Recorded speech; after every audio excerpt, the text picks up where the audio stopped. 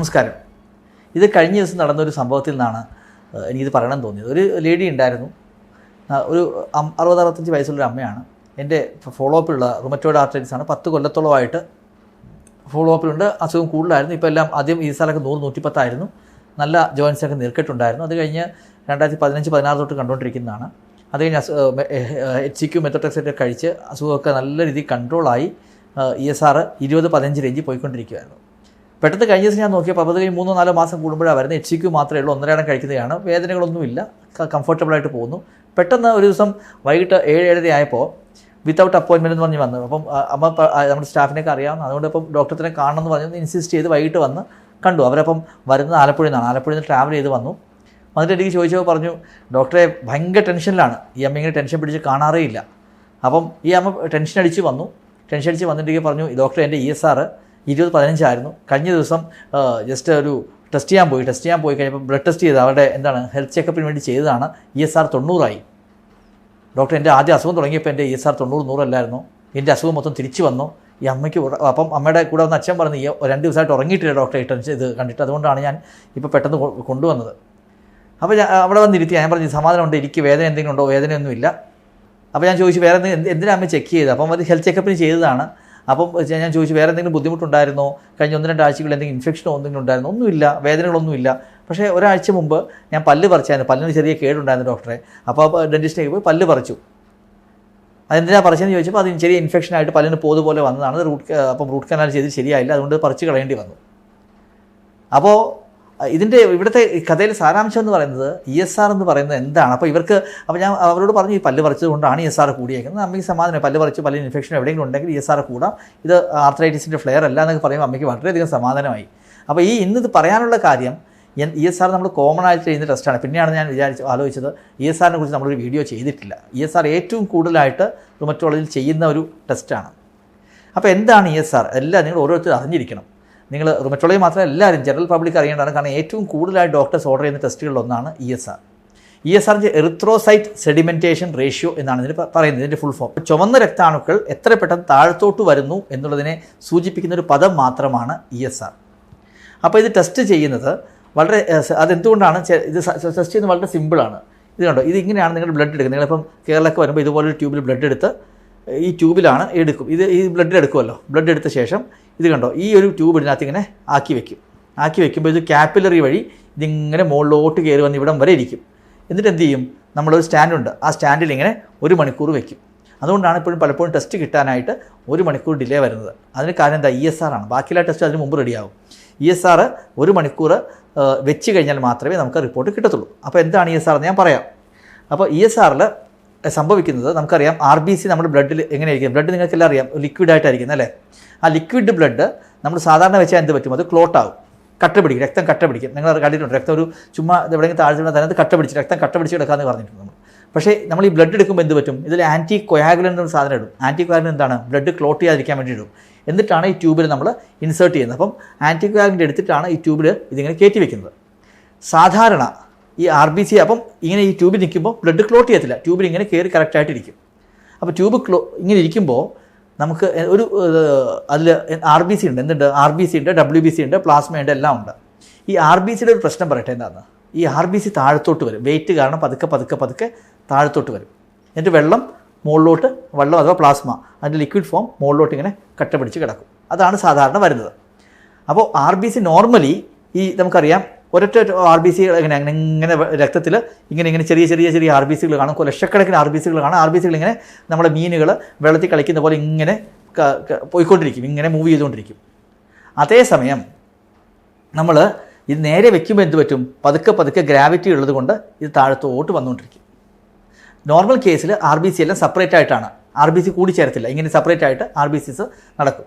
പക്ഷേ നിങ്ങൾക്ക് ഇൻഫെക്ഷൻ വന്നു, അല്ലെങ്കിൽ നീർക്കെട്ട് വന്നു, റുമറ്റോയിഡ് ആർത്രൈറ്റിസ്, SLE അങ്ങനെ എന്തെങ്കിലും വരുമ്പോൾ, എന്തെങ്കിലും ബോഡിക്ക് ഒരു ഇഞ്ചുറി വന്നു, അങ്ങനെ വന്നു കഴിയുമ്പോൾ എന്ത് പറ്റും? ബോഡി ഫൈബ്രിനോജൻ എന്ന് പറയുന്ന സാധനം ഉണ്ടാക്കും. ഈ ഫൈബ്രിനോജൻ എന്താണ്?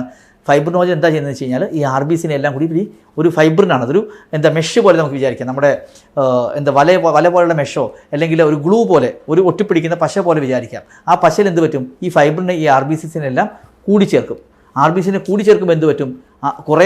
നേരത്തെ ഒരു RBC ആണെങ്കിൽ ഇപ്പോൾ ചിലപ്പോൾ 25 RBC ഒരുമിച്ച് വരും. അപ്പോൾ ഈ RBC എല്ലാം കൂടി താഴത്തോട്ട് വെയിറ്റ് കൂടുമ്പോൾ അത് പെട്ടെന്ന് താഴത്തോട്ട് വരും. അപ്പോൾ എന്ത് പറ്റും? അതിൻ്റെ ഫോളിങ്ങിൻ്റെ റേറ്റ് കൂടും. അതായത് നേരത്തെ RBC വളരെ പതുക്കെയാണ് താഴത്തോട്ട് വന്നിരുന്നതെങ്കിൽ ഇപ്പോൾ അത് വളരെ ഫാസ്റ്റായിട്ട് താഴത്തോട്ട് വരുന്നു. അപ്പോൾ ESR എന്തുകൊണ്ടാണ് കൂടുന്നത്? ഇൻഫ്ലമേഷൻ വരുമ്പോൾ ഫൈബ്രിനോജൻ വരുന്നു. ഫൈബ്രിനോജൻ RBC എല്ലാം കൂടി കൂടിച്ചേർക്കുമ്പോൾ ഗ്രാവിറ്റി അതിൻ്റെ വെയിറ്റ് കൂടുന്നതുകൊണ്ട് അതെല്ലാം കൂടി പെട്ടെന്ന് താഴത്തോട്ട് അടിയുന്നു.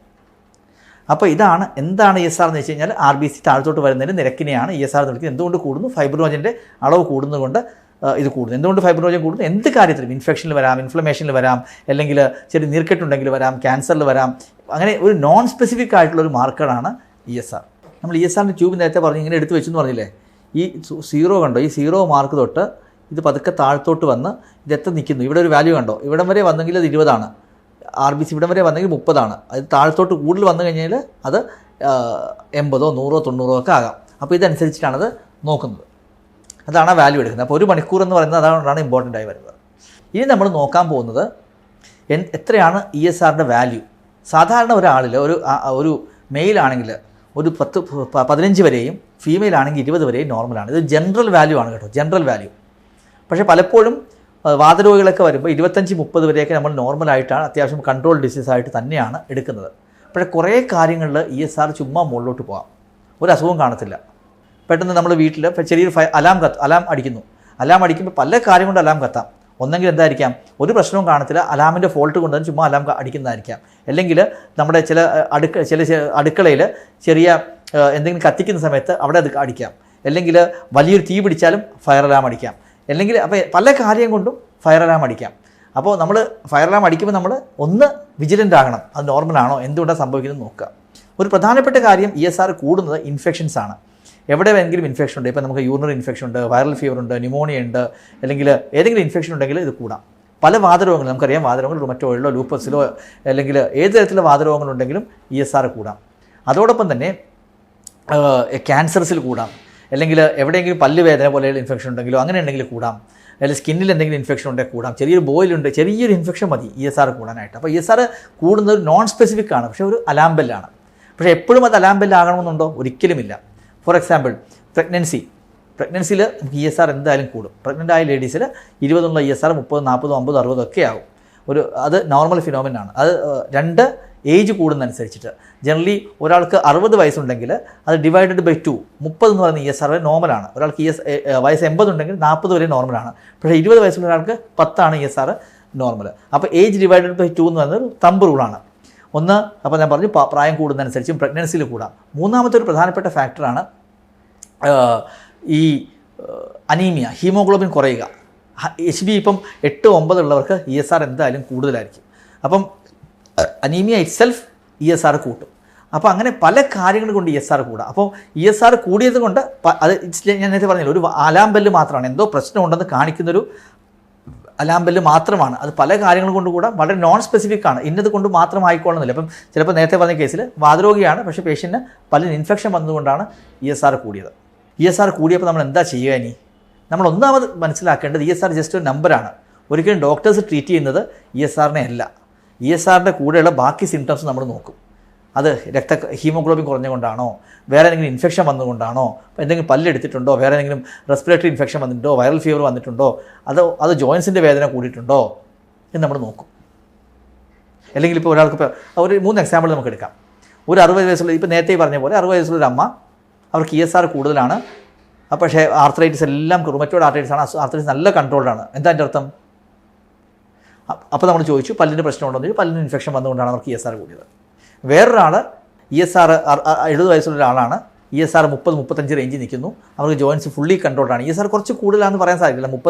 ESR 70 വയസ്സുള്ള 35 നോർമലാണ്. അപ്പോൾ ഇവർക്ക് 40-45 വന്നാൽ പോലും നമ്മളൊന്നും ചെയ്യേണ്ട കാര്യമില്ല. ജോയിൻസ് കൺട്രോൾഡ് ആണെങ്കിൽ ഒന്നും നമ്മൾ ചെയ്യേണ്ട കാര്യമില്ല. വേറൊരാൾ ഒരു 45 വയസ്സുള്ള ലേഡിയാണ്, അവർക്ക് റുമറ്റോയ്ഡ് ആർത്രൈറ്റിസ് ആയിരുന്നു, അവർ ഫുള്ളി കൺട്രോൾഡ് ആയിട്ട് പോകുന്നു. പെട്ടെന്ന് ESR 60 പോകുന്നു, സന്ധികളുടെ വേദന കൂടുന്നു. സന്ധിൻ്റെ വേദന കൂടുമ്പോൾ എന്താ ചെയ്യേണ്ടത്? ആർത്രൈറ്റിസിൻ്റെ ഫ്ലെയറപ്പ് കൊണ്ട് തന്നെയാണ് ESR കൂടിയേക്കുന്നത്. അപ്പോൾ ESR നമ്മൾ കോൺടെക്സ്റ്റിൽ എടുക്കണം. ഫോർ എക്സാമ്പിൾ പെട്ടെന്ന് 20 ESR ഒരാളുടെ ESR കുറേ നാളത്തേക്ക് കൂടി 40, 50, 60 വരുന്നു, കൂടി തന്നെ നിൽക്കുന്നെങ്കിൽ നമ്മൾ എന്താ എക്സ്പെക്ട് ചെയ്യേണ്ടത്? അസുഖം തിരിച്ചു വരാനുള്ള സാധ്യതയാണോ നമ്മൾ ക്ലോസ് ആയിട്ട് ഒബ്സർവ് ചെയ്യണം. അങ്ങനെയാണ് നമുക്ക് കുറച്ച് ചിലപ്പോൾ ക്ലോസ് ആയിട്ട് ഫോളോ അപ്പ് ചിലപ്പോൾ മരുന്നുകൾ കൂട്ടേണ്ടി വന്നേക്കാം. അപ്പോൾ ഞാൻ പറഞ്ഞത് ESR എന്ന നമ്പറിന് നമ്മളതിൻ്റെ കോൺടെക്സ്റ്റിൽ അതിന് എന്തൊക്കെ വേറെ സംഭവങ്ങളുണ്ട് നോക്കിയിട്ട്, ലക്ഷണങ്ങളുണ്ട്, ബാക്കിയൊരു ബ്ലഡ് റിപ്പോർട്ട്സ് എങ്ങനെയുണ്ട് എന്ന് നോക്കിയിട്ട് വേണം നമ്മളെപ്പോഴും അതിനെ ഇൻ്റർപ്രറ്റ് ചെയ്യാൻ. പിന്നെ വേറൊരു കോമൺ ആയിട്ട് നമ്മൾ പറയുന്നൊരു കാര്യം, ESR ചെയ്യുന്നത് വളരെ കെയർഫുൾ ആയിരിക്കണം. പക്ഷേ പലപ്പോഴും നമ്മൾ കാണുന്നൊരു പ്രശ്നമെന്ന് പറയുന്നത് ഈ പല ലാബുകളും ESR ചെയ്യുന്നത് കൃത്യമായിട്ട് ചെയ്യാറില്ല. അതിൽ പലപ്പോഴും ആൻറ്റികോയാഗുലൻ്റ് കറക്റ്റായിട്ട് ആഡ് ചെയ്യത്തില്ല, അതിൽ കട്ട പിടിക്കാതിരിക്കേണ്ട മരുന്ന് കറക്റ്റായിട്ട് ആഡ് ചെയ്യില്ല, അല്ലേ അത് കറക്റ്റായിട്ട് വെർട്ടിക്കലായിട്ട് വെക്കേണ്ടത് വെക്കില്ല, ടെമ്പറേച്ചർ മെയിൻറ്റെയിൻ ചെയ്യില്ല, അല്ലെങ്കിൽ 1 മണിക്കൂർ വെക്കുന്നതിന് പകരം ചിലപ്പോൾ 1.5 മണിക്കൂർ കഴിഞ്ഞിട്ടായിരിക്കും റീഡിങ് എടുക്കുന്നത്. അപ്പോൾ 1 മണിക്കൂർ 40 ESR 1.5 മണിക്കൂർ ആകുമ്പോൾ എത്രയാകും? 75 or 80 ആകും. അങ്ങനെ ആയിക്കഴിയുമ്പോൾ എന്ത് പറ്റും? ഫോൾസ് അലാമാണ്. അപ്പം ESR ചെയ്യുന്നത് പലപ്പോഴും നമ്മൾ പറയുന്നതാണ്, ESR നമ്മൾ വളരെ ക്ലിയർ ആയിട്ട് ചെയ്യണം. വളരെ സിമ്പിൾ ടെസ്റ്റാണ്, 40-50 രൂപയുടെ ടെസ്റ്റാണ്. പക്ഷേ അത് ചെയ്യുന്നത് വളരെ കെയർഫുള്ളായിട്ട് ചെയ്തില്ലെങ്കിൽ നമുക്ക് എന്ത് പറ്റും? ആ റിപ്പോർട്ട് തെറ്റായിട്ട് കിട്ടുകയും നമ്മൾ ആവശ്യമില്ലാതെ ടെൻഷൻ അടിക്കുകയും ചെയ്യും. പക്ഷേ വേറൊരു കാര്യമുണ്ട് കേട്ടോ, ഈ നീർക്കെട്ടുള്ള എല്ലാവർക്കും ESR കൂടുമോ? ഇല്ല. ഇപ്പോൾ റുമറ്റോയ്ഡ് ആർത്രൈറ്റിസിലാണെങ്കിലൊക്കെ ഒരു 20-30% ആളുകൾക്ക് ESR നോർമലായിട്ടും വരാം. അപ്പോൾ ESR നോർമലാണെന്ന് വെച്ചാൽ നിങ്ങൾക്ക് അസുഖം ഇല്ലെന്നുമില്ല, ESR വളരെ കൂടിയെന്നുള്ളത് കൊണ്ട് നിങ്ങൾക്ക് അസുഖം കൂടുതലാണെന്നുമില്ല. പക്ഷേ ഒരു ESR ജനറലി ഒരു മാർക്കറാണ്, വിച്ച് ഈസ് ഒരു മെജോറിറ്റി ആൾക്കാരിലും അത് കൂടിയിരിക്കാൻ തന്നെയാണ് സാധ്യത. അത് പക്ഷേ ESR കൂടുന്നത് വാതരോഗങ്ങളിലാണെങ്കിൽ തന്നെയും, വാതരോഗം കൊണ്ട് കൂടാമെങ്കിലും പലർക്ക് ഇൻഫെക്ഷൻ ഉണ്ടെങ്കിലും വേറെ എന്തെങ്കിലും പ്രശ്നം ഉണ്ടെങ്കിൽ പോലും ESR കൂടാം. അപ്പോൾ ഇതിനെക്കുറിച്ച് ESR കൂടിയത് കൊണ്ട് നിങ്ങൾ ഭയങ്കരമായിട്ട് വറി ചെയ്ത് പാനിക് ബട്ടണൊന്നും ഞെക്കേണ്ട ആവശ്യമില്ല. അത് നിങ്ങൾ ഡോക്ടറെ ഡിസ്കസ് ചെയ്ത് ഡോക്ടർ അത് കോൺടാക്റ്റിൽ അത് നിങ്ങളുടെ ഹീമോഗ്ലോബിൻ എത്രയുണ്ട്, നിങ്ങളുടെ ലക്ഷണങ്ങൾ എന്തുണ്ടോ, വേറെ എന്തെങ്കിലും ബുദ്ധിമുട്ടുണ്ടോ, പനിയുണ്ടോ, വെയിറ്റ് ലോസ് ഉണ്ടോ എന്നൊക്കെ നോക്കി അപ്രോപ്രിയേറ്റ് ആയിട്ട് ഒരു തീരുമാനം എടുത്തോളൂ.